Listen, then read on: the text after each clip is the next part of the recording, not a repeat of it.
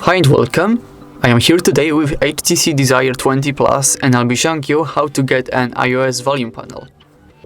So first, we have to go to the Google Play Store, and from there, we have to search for, where's my keyboard? It's right there. I'll search for volume styles. Install the first application that pops up.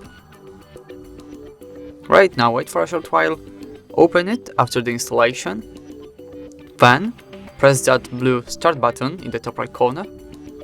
Give the application following accessibility services permission, volume styles, use service, allow, and now you have to agree that you are over the age of 16. Now, as you can see, here is the iOS volume panel theme.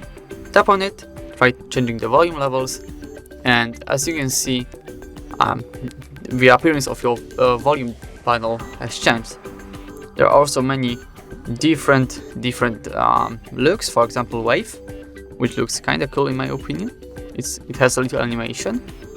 Okay. Now we've got Paranoid Android. Then we can try out Windows 10. Great. Elastic looks kind of neat in my opinion.